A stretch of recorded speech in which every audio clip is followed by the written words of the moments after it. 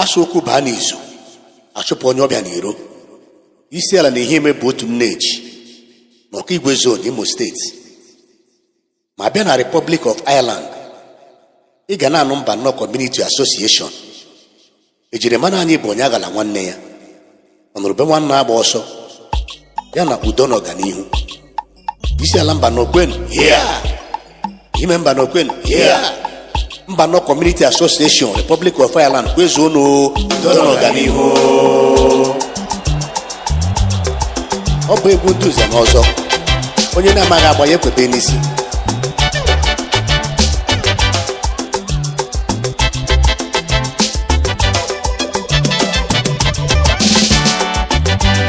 Mbano Community Association Republic of Ireland udo na ọganihu.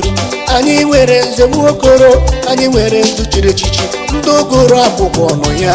Udo na ọganihu, ashimunudo udo na ọganihu, ashimunudo udo na ọganihu, ashimunudo udo na ọganihu, ashimunudo udo na ọganihu, ashimunudo udo na ọganihu, ashimunudo udo na ọganihu.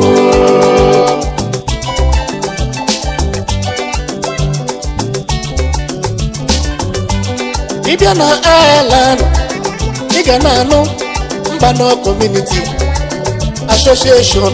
Ihe ejiri mara anyị, ọ bụ onye aghala nwanne ya, ọnụrụ be nwanne agba ọsọ ya na udo na ọganihu. Ashimunudo udo na ọganihu, ashimunudo udo na ọganihu, ashimunudo udo na ọganihu, ashimunudo udo na ọganihu, ashimunudo udo na ọganihu, ashimunudo udo na ọganihu.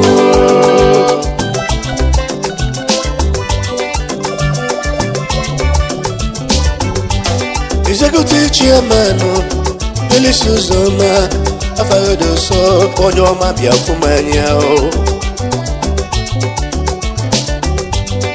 A na-ekwu na nkịta onye a na-akpọ mgbe ihe ọ na-eme. Okirikiri ka a na-agbu mposi adịghara ya elu.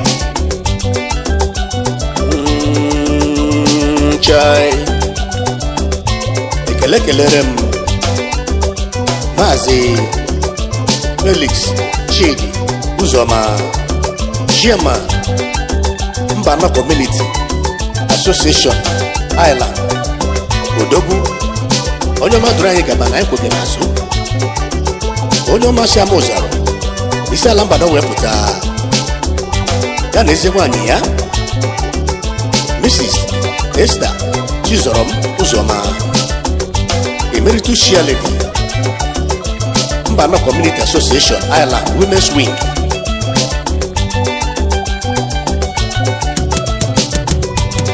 Aka ekpuchi ọnwa polisi eji ike adịghị ekpuchi ọnwa aka. Onye ọma bịa ka ịfụmanya o.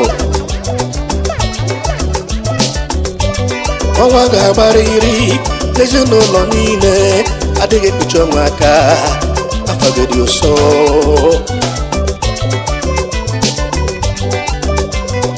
kedu maka Maazị Collins Uchenna Ijike, aka ekpuchi ọnwa onye ọmasị ọkụ ahịa na isi ala Mbano wepụta. Secretary General Mbano Community Association Ireland ya na oriakụ di ya Princess Oganihu Ejike, ọmụobi di ya. Ekele kelere m ezi nwa Maazị Julian Chinedu Nwosu Nwokorie, Akudo ezi nwa si ụmụ ehumaka agụsụ na ihe Mbano wepụta. Financial Secretary Mbano Community Association Ireland ya na osodi akpa ezi ada Cecilia Chidimma Nwosu Nwokorie CC nwanyị bekee ọmụmụ asarụ member Mbano Community Association Ireland Women's Wing. Maazị Evarestus Okafọ nwa afọ Shilebichi onye ọmasị agbaghara so wepụta n'ime mba nọ Treasurer Mbanọ Community Association Island ya na eze nwanyị ya Lọlọ Ebere Okafọ odozi akụ di ya ekele kelere m Maazị John Mmadụ onye ọmasị umezala so n'ime mba nọ wepụta Provost Mbanọ Community Association Island ya na ezi nwanyị ya ezi ada Lady Chidimma Sandra Mmadụ ọdịnobi di ya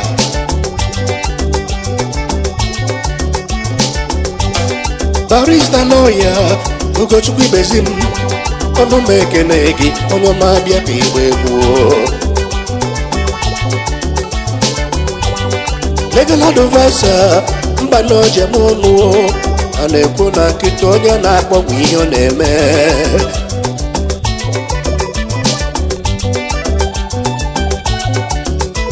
ekele Sir Barrister Ugochukwu Ibezim legal luminary ọkpọlọ kalịsị ya onye ọmasị ụmụ duru n'isi ala Mbanọ wepụta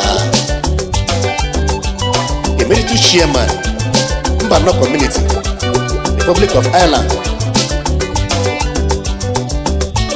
ya na eze nwanyị ya Lady Barrister Nene Ibezim ugegbe oyibo Emeritus Chair Lady ụmụ nwanyị ọla edo Igbo Union Dublin Ireland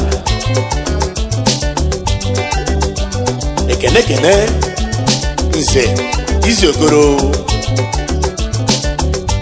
Obute one of Nso afọ Nze Biokwu onye ọmasị agbaghara nso ihe memba nọ wepụta Foundational ex-chairman Mbanọ Community Association Ireland amụmọ na-egbu igwe dịka dọrọ mma akara ụga jụzie akụjiri ego wee nyụọ m anya anyị ga-ekene Supreme Super High Chief Sir Dr. akara ụga jụzie lega alumna ugogbola na Igbo land a na-ekwu na nkịtị Mbanọ ihe eji agba ọgaranya company group of companies Super High Chief akara ụga jụzie ọ nọ na mba na-akpọ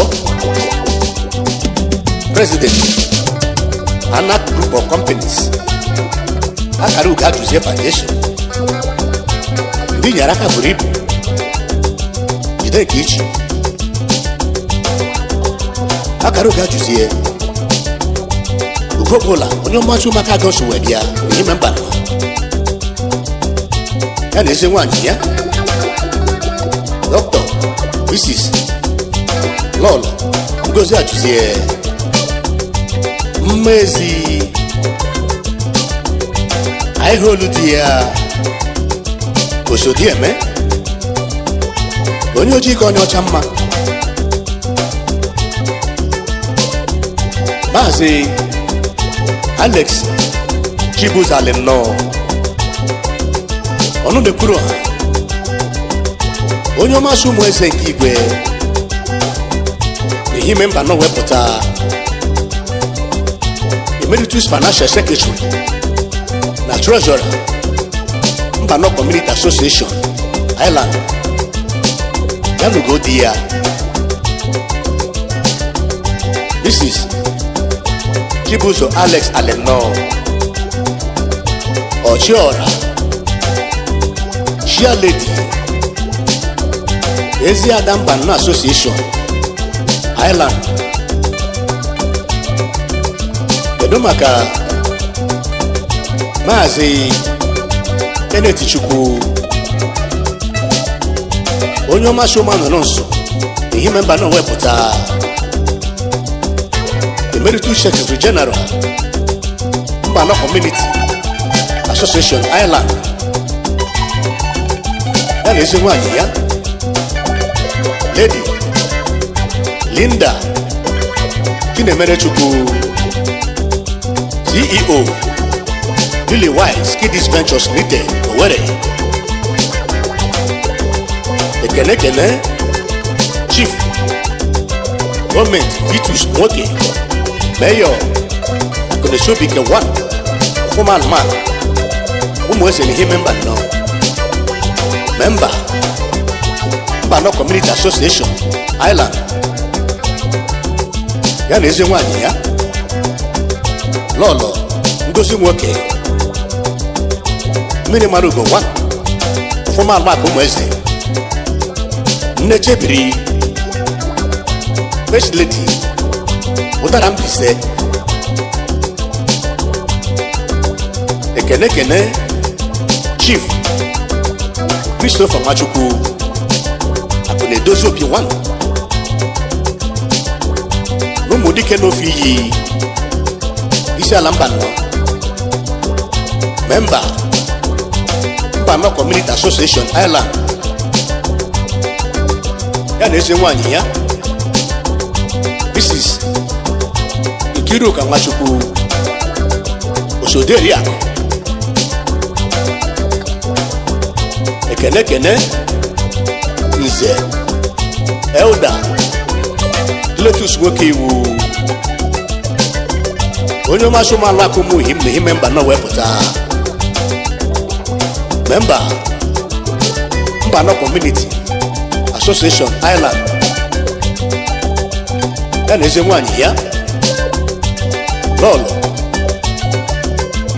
Caroline Ifeoma Nwoke Iwu member Eziada Association Island Mbano Community Association Republic of Ireland udo na ọganiru anyị nwere nze nwokoro anyị nwere ndu chiri echichi ndị ogoro akwụkwọ nọ ya udo na ọganiru asịmụnudo udo na ọganiru asịmụnudo udo na ọganiru asịmụnudo udo na ọganiru asịmụnudo udo na ọganiru asịmụnudo udo na ọganiru asịmụnudo udo na ọganiru. Ịbịa na Ireland ị ga na-anụ Mbano Community Association ihe ejiri mara anyị ọ bụ onye aghala nwanne ya ọnụrụ be nwanne agba ọsọ ya na udo na ọganiru asịmụnudo udo na ọganiru asịmụnudo udo na ọganiru asịmụnudo udo na ọganiru asịmụnudo udo na ọganiru asịmụnudo udo na ọganiru asịmụnudo udo na ọganiru.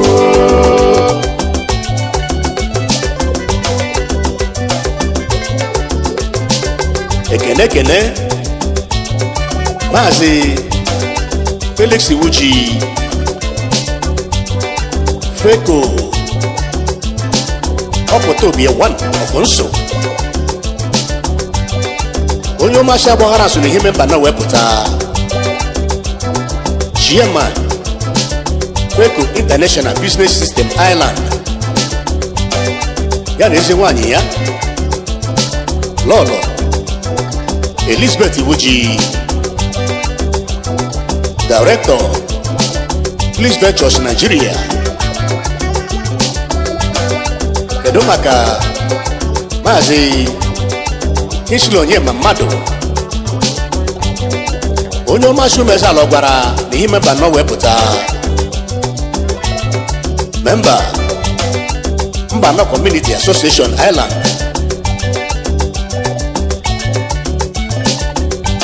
ọ bụ ibe nwoke ma onye ọmọgadere mma unu ma ekene gị udo na ọganiru. Ekene Maazị Bob Ibe Akodazie 1 of ihe member nọ onye ọmasị ụmụalụmakụ wepụta CEO EI Ventures Limited Island, member Mbano Community Association Island. Ya na ezi nwanyị ya Lady Stephanie Ibe Ojozi Akuchi mere mma. Ekene Maazị Lọjinus Nwosu ji nwata kwakụ CEO BVR Motors, onye masị ụmụ eze tu na ihe memba na wepụta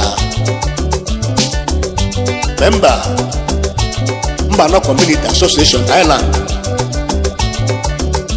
Ya na eze nwanyị ya Lolo Jen Ọdịnachi Nwosu Odozi Akụdi ya. Kedu maka Maazị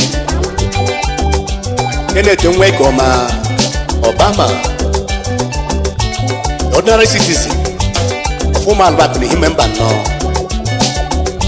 member Mbano Community Association Island. Ya na ezi nwanyị ya Mrs. Chioma Nwekoma, a woman leader Roheda Island. Ihe ọbụla na-eme n'ụwa ma nwaanyị adọrọ ya ọ naghị enwekwa isi o. Mbano Community Island Women's Wing yo, ana m ekene unu ụmụmụ na sọka. Ekene Maazị Peter Ifeanyi Uwagwu, Ifi Best International, onye ọmasị ụmụnụ ma Mozari isi ala mba nọ wepụta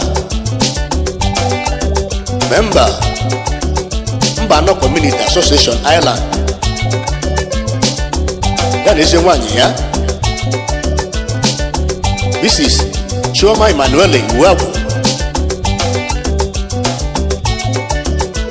Ekene Maazị Richard Iwuchukwu,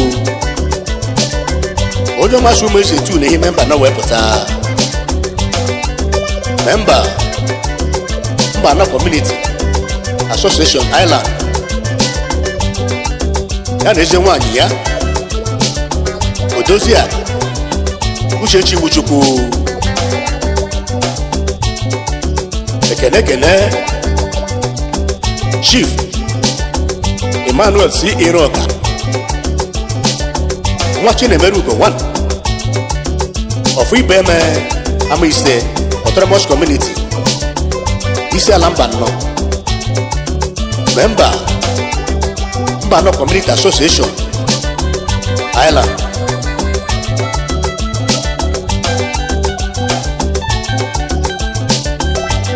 Mbano Community Association Republic of Ireland, udo na ọganiru. Anyị nwere nzegbu okoro, anyị nwere ndị chiri echichi, ndị ogoro akwụkwọ nọ ya. Udo na ọganiru, asịmụnudo udo na ọganiru, asịmụnudo udo na ọganiru, asịmụnudo udo na ọganiru, asịmụnudo udo na ọganiru, asịmụnudo udo na ọganiru, asịmụnudo udo na ọganiru. Ịbịa na Ireland, ị ga na-anụ Mbano Community Association. Ihe jiri mara anyị, ọ bụ onye aghala nwanne ya ọnụrụ be nwanne agba ọsọ ya na udo na ọganiru. Asịmụnudo udo na ọganiru, asịmụnudo udo na ọganiru, asịmụnudo udo na ọganiru, asịmụnudo udo na ọganiru, asịmụnudo udo na ọganiru, asịmụnudo udo na ọganiru.